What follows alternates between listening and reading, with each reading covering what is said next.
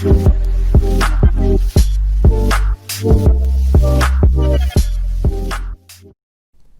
guys, TheAirsoftTech here, and welcome back. Today we will be continuing our TSG build series. This will be part 1.5 of a total of 3 parts.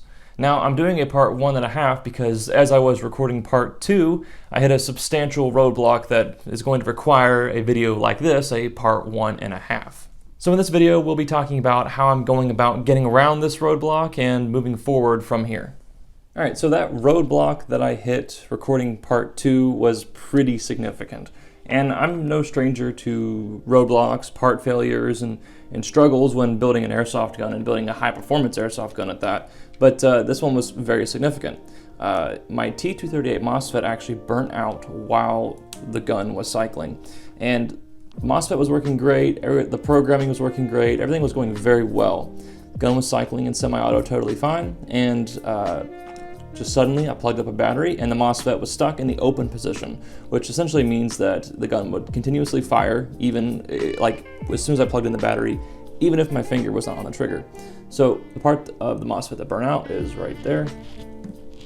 You can kind of see it smoldered there. I don't really know what part that would be called, but it's probably the part that is essentially the gate for the MOSFET, the thing that dictates whether or not power is going to the motor.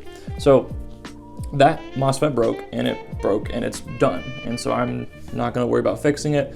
I'm not super good at fixing MOSFETs. I'm just gonna kind of move on. So on hand, I only have one other type of MOSFET that could work with this build, and that's the gate aster.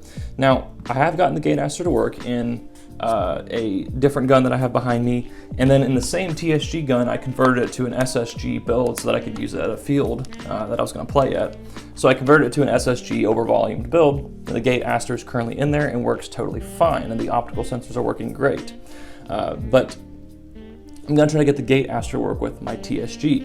Now the problem here is that the TSG setup that I have, the lower half sector gear, only has one cutoff cam. And the gate aster senses the cutoff cams to dictate what is semi-auto. Now some MOSFETs like the T238, the Gate Titan, and the Perrin MOSFET, the Perrin optical MOSFET that is, detect the sector gear teeth, and that tells it when that is a semi-auto cycle. So the gate aster detects the cutoff lever. Well, the cutoff cam. I only have one cutoff cam on here, so I need to figure out how to get this gate aster to work with this setup. And the way I'm going to try this is by JB welding on some cutoff cams and dremeling them and fixing them myself. So I think this is going to work because all these cutoff cams that I'm making out of JB weld have to do is be able to be sensed by the optical sensor. They don't have to actually hit a lever. They don't actually have to hit a micro switch. There's going to be almost no stress, actually no stress at all, on these cutoff cams. So I think this can work, and that's what we're going to do in this video. So I'm actually a really big fan of JB Weld. It's a really interesting type of material, or I guess 2 types of material that you combine to create one thing. I use it to lock down bushings. I've used it to kind of mess with mag releases so that they kind of keep the magazine further up in the mag well. I've done all kinds of cool stuff with JB Weld.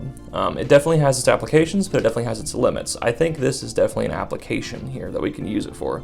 Because again, all I have to do is create an optical sensor, or enough material so that the gate aster senses it and detects it as a semi-auto cycle and detects it as a cutoff lever. I think we can do it. I think we can make it work. People that have gotten the full TSG gear, the one that has the lower sector gear and the triple cutoff cams, have gotten this to work with their gate aster. So I think that if I create a cutoff lever using JB Weld, then I can get it to work as well. So I'm not going to show my on-camera work doing it. I'm going to show my final product just because it might take a lot of work and a lot of fine-tuning. Alright, so I've just thrown some JB Weld onto my sector gear here, the bottom side of my sector gear. Now, I haven't quite modeled it to be a finished object, clearly. So I'm going to let this dry. It takes about 4 to 6 hours to cure, so here in a little bit I'm going to take a Dremel to it, take some sandpaper to it, and kind of march out 2 cutoff cams and see what we can do about getting it working in this video. So I'm going to have to wait, let it cure, and then I'm going to finish the rest of the video. Alright, so about 5 hours later, and my JB weld job is cured, and I've kind of taken a Dremel to it and formed 2 extra cutoff cams on top of the other one here, so I've got a total of 3 now. They look quite good. They're really solid, really strong. I actually willing to bet this would stand up fine with a micro switch setup. Maybe not an actual cutoff lever setup, but I think this is going to do fine in this build. Next thing I'm going to do is take this thing apart, actually reinstall this triple sector gear, put in the SP150, and see if I can get it to cycle on semi. Alright, so I've got the triple sector gear installed in the gearbox shell here, in the gearbox and low receiver, blah blah blah. The JB weld setup I had worked pretty well. I did have to shave quite a bit off just to get the sector gear cutoff cams to actually clear between the spur and the sector gear, and they clear appropriately now. Let's see if some auto works. Plug up my 1 volt battery. It's a 50C discharge, 2200 mAh. So pretty good battery for the setup. Semi. Sweet. Semi works great.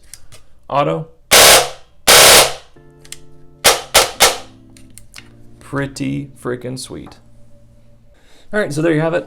This thing is actually working really well in semi and auto. Obviously, I've not yet tested feeding. That's going to be in part 2 when we actually break down further all the parts that I used in this build. But for now, this is just part 1.5. Just me showing and getting it working with that modified JB welded sector gear lower. Alright guys, like I said, that's going to do it for this video. Thank you very much for watching. If you haven't already, please subscribe, and obviously please like and comment on this video. Definitely helps out with outreach, and get involved in the comments below telling me how you think I can improve the quality of these videos for you guys. Also, if you haven't already gone to check it out, please go check out the merchandise store. There's a couple cool shirts on there that I think you guys might like. They're airsoft and tech themed. Alright, but like I said, that's going to have to do it for this video. Thank you very much for watching. I will see you guys in the next video of whatever the heck I'm doing. But until then, stay tuned, techs.